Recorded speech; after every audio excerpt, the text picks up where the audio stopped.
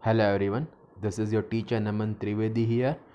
We are into the last lecture of the chapter Transport in Plants, and in today's lecture we will discuss phloem transport, sink, source, as well as the entire movement of sugars and food materials through the phloem. So it's about the phloem transport. I hope you had seen all of my earlier lectures of this chapter. If you have not seen it, then kindly go to my YouTube channel Naman Trivedi Biology for NEET, subscribe it, and you can see all the other lectures of this chapter as well as chapters of the other as well as topics of the other chapters. Okay, so we'll start with the phloem transport. That's all. So just hold on a moment.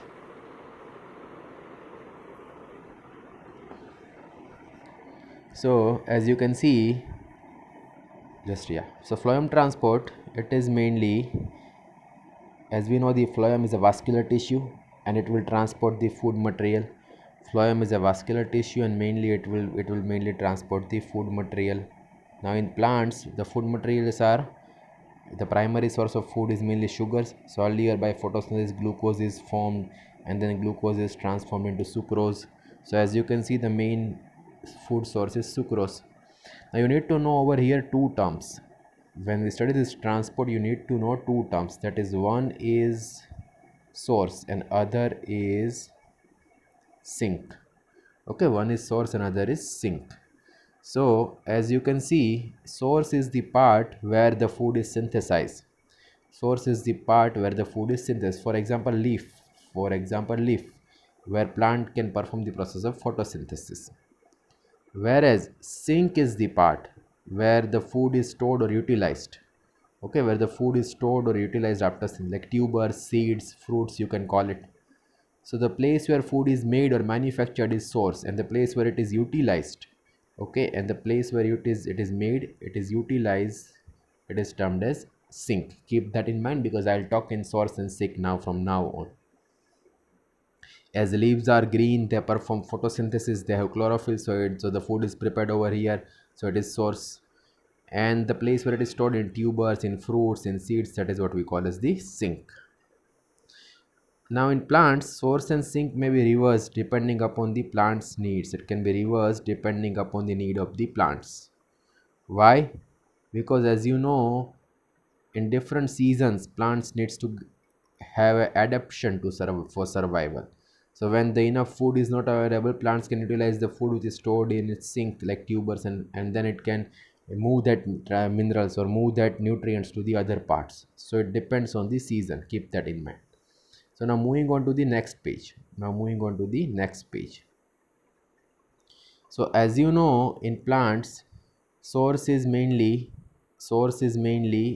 the place, like sugar is, for example, the reversal. I'm explaining the reversal, okay, of what we call as source and sink.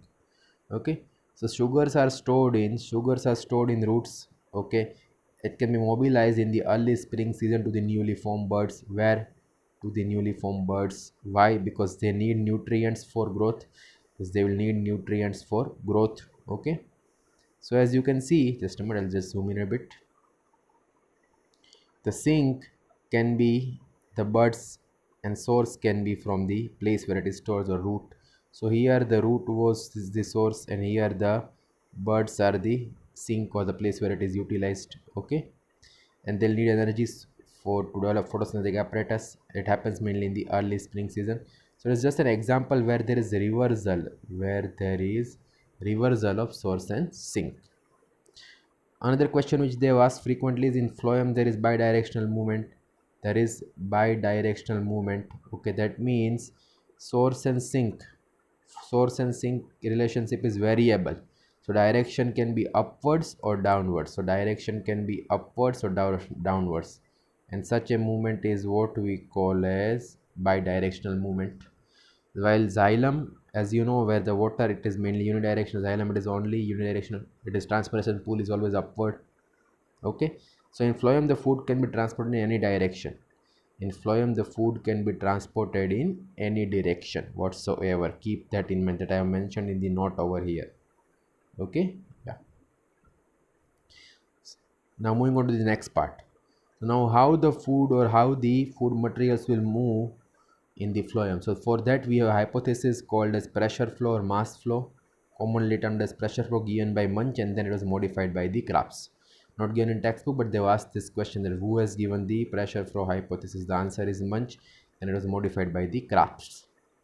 The accepted mechanism, it is the accepted mechanism, the pressure flow is the accepted mechanism for transfer of sugars or translocation or large scale transport of sugars from source to sink.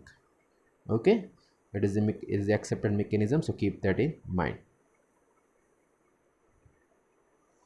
So now as you can see, this is our leaf. As you can see, this is our leaf, the green part. Okay, this part is chlorophyll. Okay, so I labeled it over here, so it is chlorophyll. So as you know, leaf has mesophyll cells. Leaf has mesophyll cells which will synthesize the sugar by photosynthesis. Okay, and the main sugar is what we call as glucose. Main sugar is glucose, which is converted into a disaccharide called sucrose. Glucose is monosaccharide, sucrose is disaccharide. Okay, now this sugar will get dissolved in the cell sap in the phloem. These sugars will dissolve in the cell sap. Cell sap is what? Cell sap is basically the content of the cell. It is the liquid content or aqueous content of the cell. So these sugars will dissolve in the cell sap, and that's why the psi W decreases of the cells, and that's why the psi W will decrease, and DPD, diffusion pressure deficit, will increase. So as you know, the solute will dissolve in the sugars are solute. Sugars are solute. It dissolves in the liquid part. So basically psi W decreases. Okay, and DPD will increase, and DPD will increase. Okay, just a moment, let me open the board.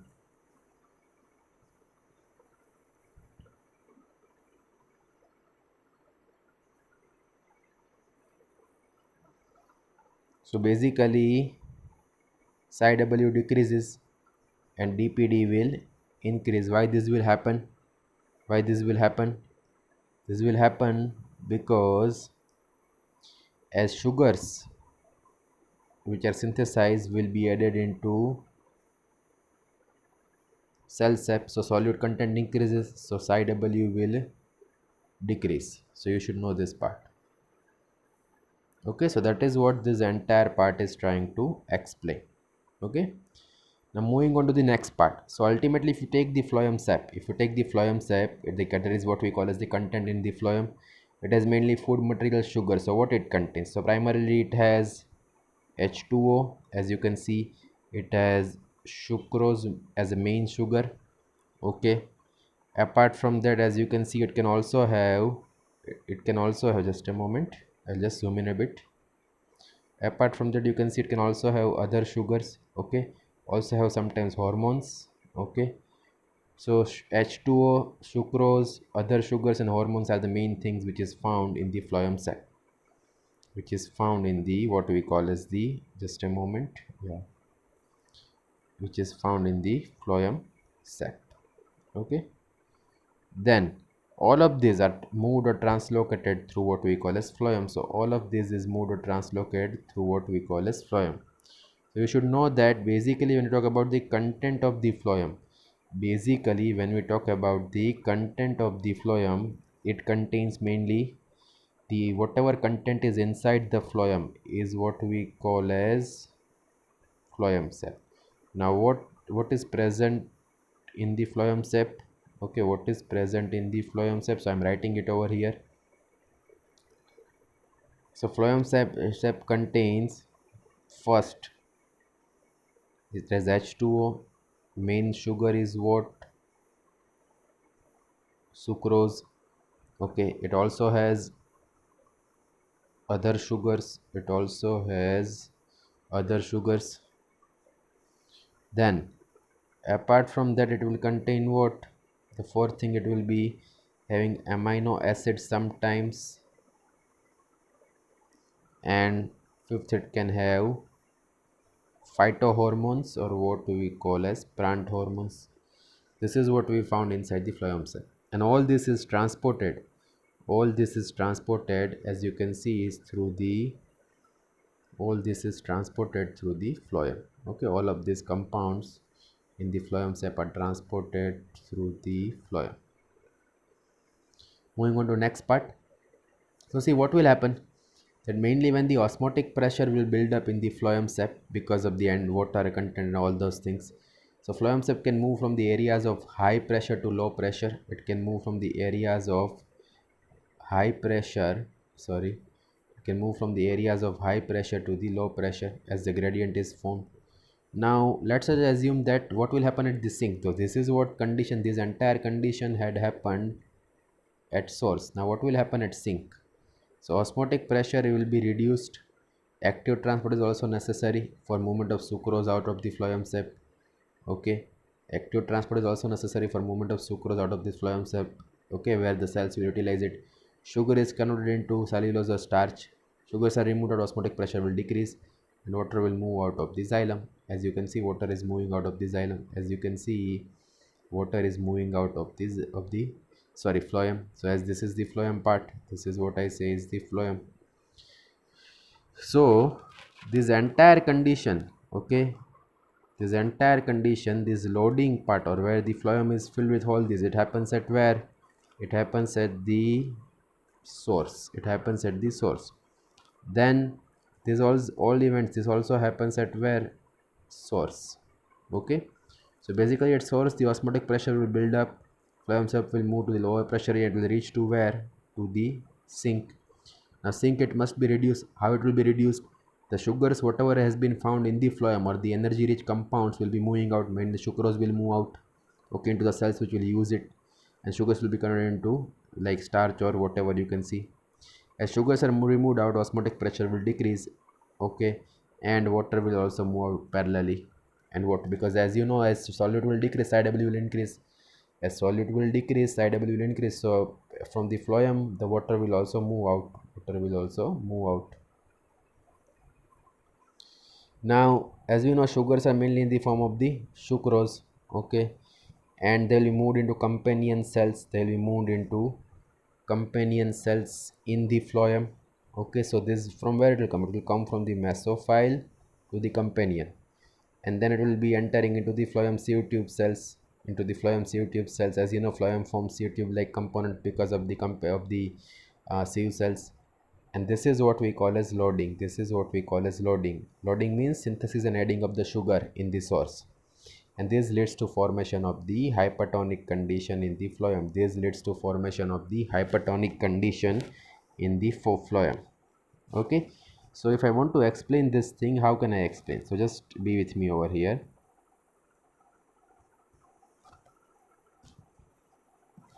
Okay, so let us assume that we have a, over here, let's say we have mesophile cells. So they will synthesize through photosynthesis sucrose. Okay, now this sucrose, now this sucrose will, now this sucrose will be loaded or entered into what we call as phloem. Okay, it will be loaded into what we call as phloem. So what will happen? The phloem sep will have high solute. Now as you know, because of high solute, what will happen? The psi w will decrease. Okay, will psi w will decrease. Now all these events will happen where? So food is synthesized by photosynthesis at the source, or what we call as leaf. Okay, so that's why the example of from mesophile to companion to sieve tube has been given. That's why the example of mesophile cells to companion cell, remember plant cell anatomy chapter, companion cells to the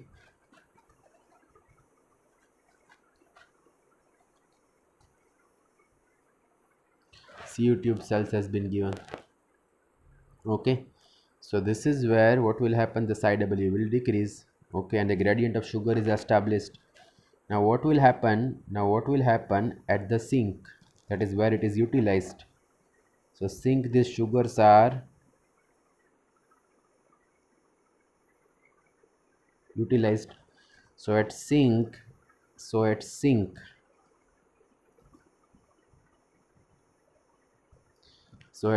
there will be basically side W will increase. Why? Because sugars will move out.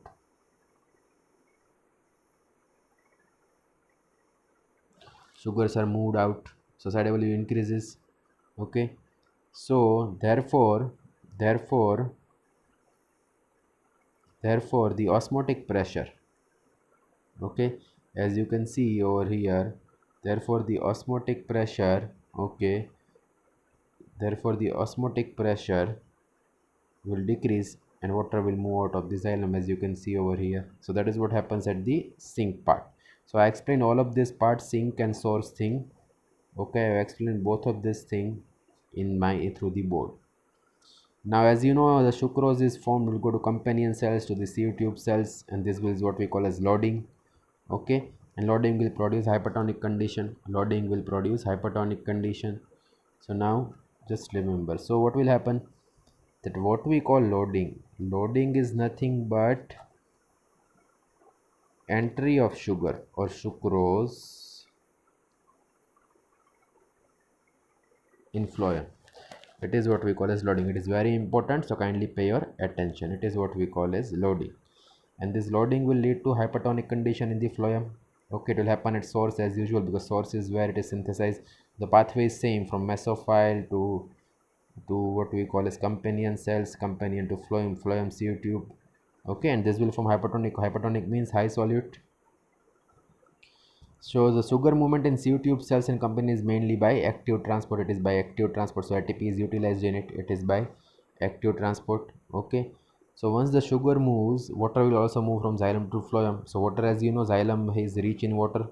The xylem has more water, so H2O moves from xylem to phloem. There is a schematic diagram which I am showing of the xylem and phloem. So as you know, H2O will move. H2O will move from xylem to the phloem, as you can see over here, by the osmosis after the sugar movement, because once the sugar will decrease, psi W will increase, so then water can easily move from xylem to the phloem. And that is by osmosis, because here xylem we have high psi W, and here because of sugar entry psi W will be low, so water can move from high to low psi W. That's why water movement is from xylem to the phloem. Keep this in mind. Over here, as just a moment, over here as sugars are added because of this sucrose, this hypertonic condition, because of this hypertonic, just a moment, I'll just once again label it and just show you. Because of this hypertonic condition, here the psi W will decrease, while it has more water, so psi W is high. So water will move from where? From here to here, so H2O movement is there, and it is by osmosis, keep this in mind. Now I'm explaining the textbook diagram as given in our NCERT. Okay, I'm explaining the textbook diagram as given in our NCERT. So let us assume we are assuming two things. Okay, that this is the place. Let us assume this is the place which, this is the root, as you can see over here. This is the place which is our what to call as the sink. Okay, and this is our source. Okay, so as you know, leaf can synthesize it, so the sugars are formed over here, okay, and the sugar is entering the sieve tube. As you know, this sugar is entering the sieve tube cells, as you can read over here. Okay, and it forms the high turgor pressure, so that's why the turgor pressure will increase the turgor pressure. Okay, so then this is what the phloem, which you see the entire red part, this is entire what we call as the phloem. Okay, now the sugars will reach, okay, to the regions of low turgor pressure. It will flow to the regions of low. So from here, let's say it's high, then the gradient is in this direction, then the gradient of the sugar is basically in this direction, as you can see. Okay, now as you know, the sugar is coming out, okay, sugar is leaving the sieve tube. These dots which you see is the sugar, that is mainly for metabolism. Here it will be, so as sugars moves out, water will also move. because as you know the solute will decrease, as we know that psi w will basically increase with sugar moving out. With sugar moving out, psi w will increase. So after sugar movement, the water will also follow by osmosis, as you can see. So this is where it is utilized. This is here, it is showing unloading, here it is showing loading. Okay. And as you know, sugar can move, sugar can, just a moment, sugar can move from high turgor pressure to low turgor pressure, from TP should be high to low turgor pressure, because here it will be high turgor pressure as sugar is loaded, and here it will be low turgor pressure. Here at this region it will be high turgor pressure, again here it will be low turgor pressure. Okay, so this is one way. Now let's say it's a neurodeveloping bud, so it also needs sugar. So when this is acting as a sink or source, sorry, because when in the spring season this will act as a source.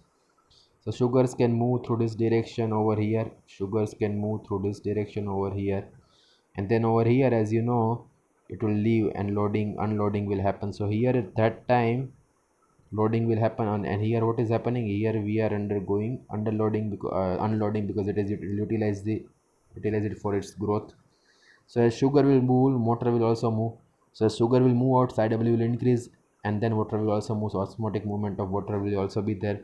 So that's why it has been mentioned that source, this is source, and sink both can reverse. Source and sink both can reverse depending upon the condition, because this can also acts as a source during spring season, and this can also act as a sink. So source and sink both can reverse depending upon the condition, that you should know. So here you explained leaf as a source and root as a sink. Okay, then here I am explaining root, here I am explaining root as a source and leaf as a sink. Okay, so the both the conditions can, normal condition, this leaf is source, this is sink. Okay, normally this is sink and this is source, but during the spring season this is our source and this is our sink, as you should know. Okay, so once there is simple mechanism, it's very simple, that once sugar will move out, once sugar will move out, so psi s value will decrease. Okay, basically it get less negative, as you know. Then what will happen, this will lead to psi w will increase. So what will happen, water will always move from high psi w to low psi w. So when the sugar will be unloaded, then water will move. So when sugars are unloaded, it is followed by water movement, it is followed by water movement.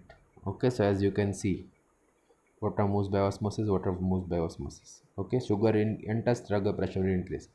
This shows inside movement, this is transport, it will reach over here as it will move out. Okay, as it will move out, you can see over here in this region. Okay, as it will move out, basically what will happen,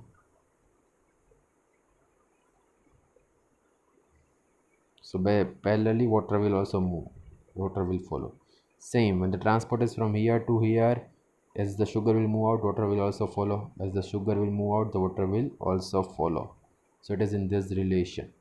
So that's why transfer can be in any direction, from here to here also and from here to here also.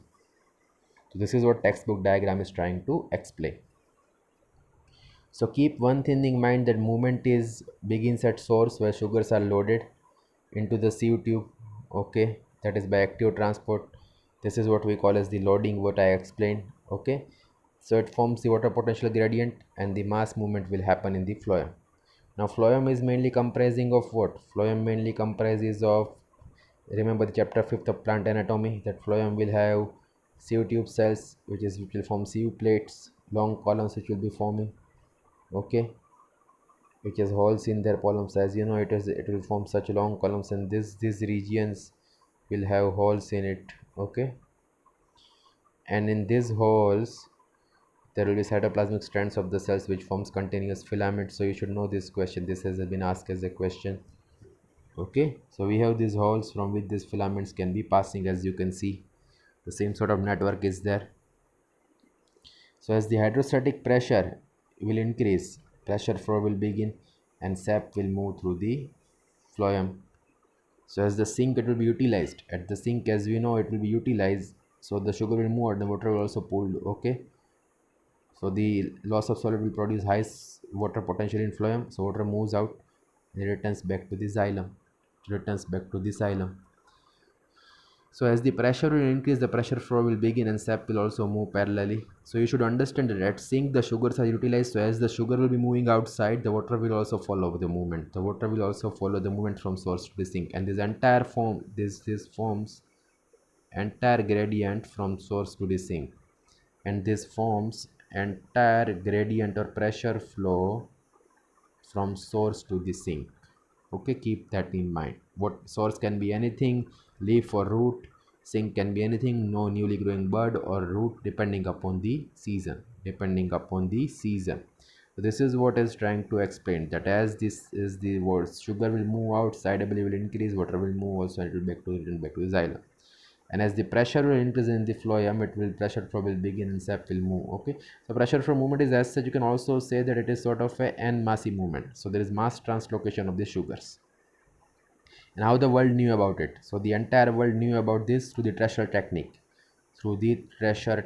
Where the scientists have put the radioactive carbon form or heavy isotope of the carbon. Okay, and then they have studied the movement of this. So this question was asked, so that's why you should know. Okay, it was for the high heavy isotope of the carbon, through which they came to know about the phloem transport and sugar transport in the phloem. So this is where I end the phloem transport. Kindly make sure you know what is phloem sap, what is PSI-W, you know what is source, what is sink, what is loading, what is unloading, and then you study this. Okay, I'll send the notes in the group also. If you have any doubts, mention in comments. You can directly WhatsApp me. Okay, and go through my notes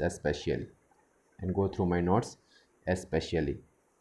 Now in this last part, okay, which I'm taking, just a moment. It is of the girdling experiment. So hold on a moment, let me open the PDF.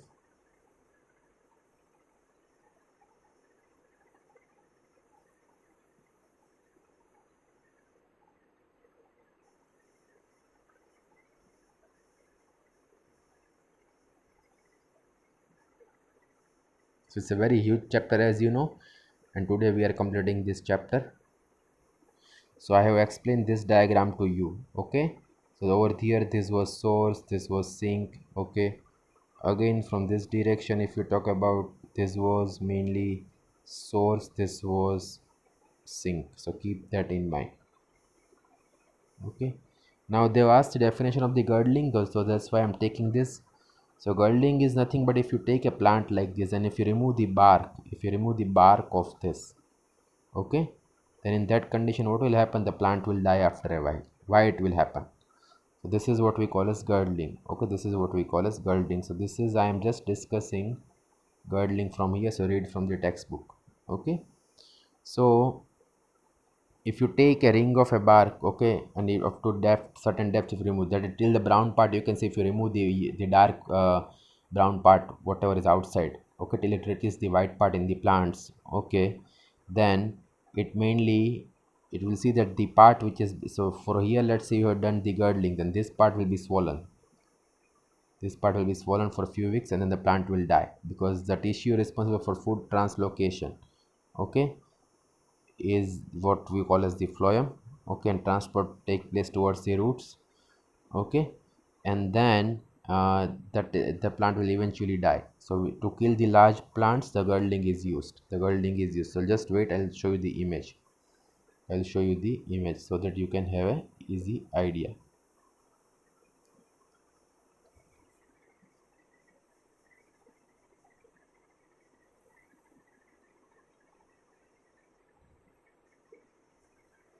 Just a moment. Yeah.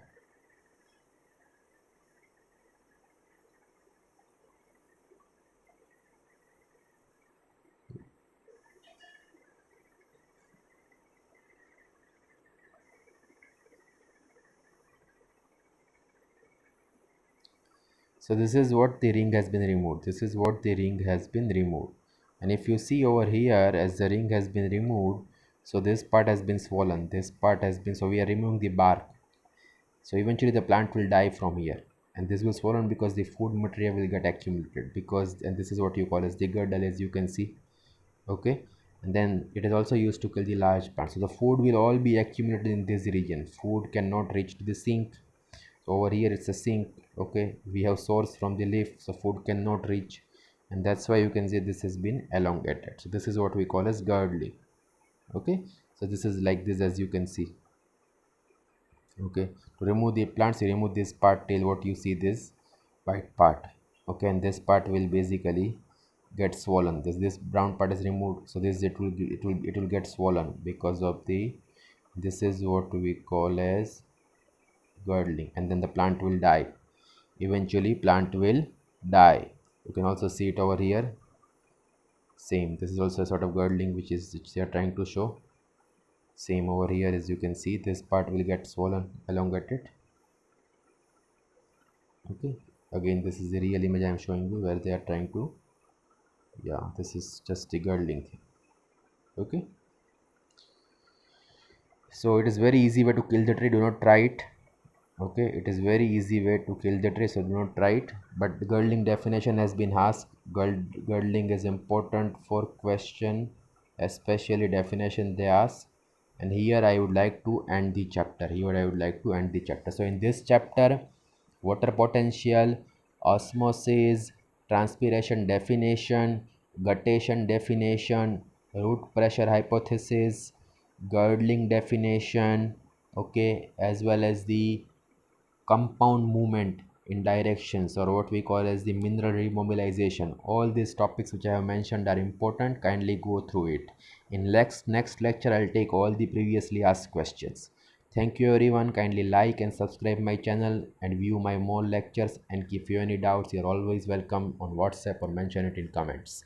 Okay, and kindly spread my channel if you like my work. Thank you guys. That's all for today. This is Naman Trivedi signing off, your biology teacher. Take care, stay safe.